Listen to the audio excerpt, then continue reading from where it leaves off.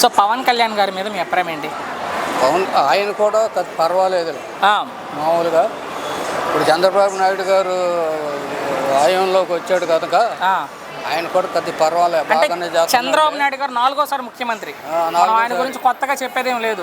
ఈయన కొత్తగా గెలిచారు కాబట్టి ఈయన పనితీరు మీకు ఎలా అనిపించింది? అసలు కొత్తగా గెలిచినోడే సిద్ధ చేయాలి, లేకపోతే ఎందుకు పోతాడు? అవునులే, ఫస్ట్ లో వచ్చినోడు మళ్ళీ రెండోసారి మనకే రావాలని ఉంటదిగా. అవును, మరి ఎందుకే నన్ను గెలిపించిన వాళ్ళు నన్నే మోసం చేశారంటే నమ్ముతారా? అవును. అంటే నా ప్రశ్న పవన్ కళ్యాణ్ గారి గురించి మనం మాట్లాడుకుంటే పవన్ కళ్యాణ్ గారు పనితీరు మీకు ఎలా అనిపిస్తుంది? 2 ఏళ్ల మనకి అంటే ముఖ్యమంత్రి తర్వాత ముఖ్యమంత్రి పవన్ కళ్యాణ్, మరి ఉప ముఖ్యమంత్రి ఎలా ఉంది ఆయన పనితీరు? ఆయన పని కూడా పర్వాలేదు. అంటే కొంతమంది చెప్పేది జనాల్ని పట్టించుకోవట్లేదు పవన్ కళ్యాణ్ అంటారు కొంతమంది. ఆయన వ్యక్తిగత జీవితం గురించి మాట్లాడతారు ఇంకొంత. ఆయన సంగతి మనకు తెలియదు, కాకపోతే ఇప్పుడే కానీ వచ్చింది ఆయన. అవునులే, ఈ 4 సార్లు గెలిచారు కదా చంద్రబాబు నాయుడు గారు.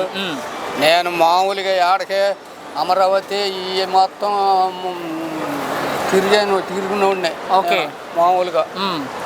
మరి మనం పవన్ గారి గురించి మాట్లాడుకుంటే ఆయన చెప్తున్నారు ఆయన కంటే మనం పెద్దగా ఇది లేదు అంతే. చంద్రబాబు నాయుడు గారి కంటే ఒకటే ప్రశ్న, తిట్టే వాళ్ళకి ఏం చెప్తారు? పవన్ కళ్యాణ్ గారిని కావచ్చు, చంద్రబాబు గారిని కావచ్చు, వ్యక్తిగతంగా లోకేష్ గారిని కావచ్చు, తిట్టే వాళ్ళకి ఏం చెప్తారు మీరు?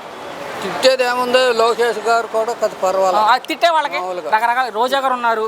లోకేష్ ఒక పనికి మాలిన చెత్త మంత్రి అని రోజా గారు ఉన్నారు. రోజా ఏం చేసింది మొన్నటిదాకా హిందుత్వం ఉండి అదని ఇదని ఉందా? దాన్ని తీసి పారదెంగారా? మళ్ళీ అటు కాకుండా ఇటు కాకుండా చెడు. నాని గారు కూడా మాట్లాడుతున్నారు. నాని గారు కూడా పోయాడా?